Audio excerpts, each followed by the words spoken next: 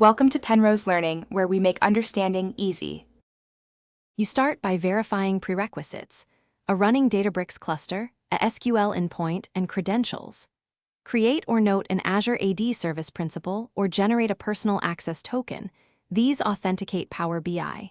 Install the Databricks ODK driver and the latest Power BI desktop now, because compatibility matters. Once done, open Power BI, choose Get Data, and select the Databricks connector or ODK option. Make sure your network allows outbound traffic to your Databricks workspace, and that you have workspace host and HTTP path ready. You now connect from Power BI, pick the Databricks connector or ODK driver, and paste the workspace host plus the HTTP path for the SQL endpoint. Authenticate using your token or Azure AD credentials. Tokens are simple. Azure AD enables role-based control. Choose Import for faster report performance or Direct Query for live data.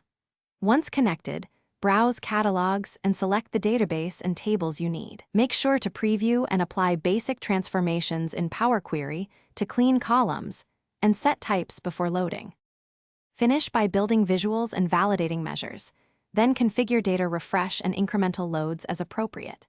If your dataset needs scheduled refresh, install and configure an on-premises data gateway or use Power BI service with your credentials saved. Optimize by folding queries and limiting columns or rows to improve speed. If something breaks, first check token expiry and permission scope, then verify network security rules, the Databricks SQL endpoint state, and that the ODK driver version matches the Databricks runtime. Reconnect after.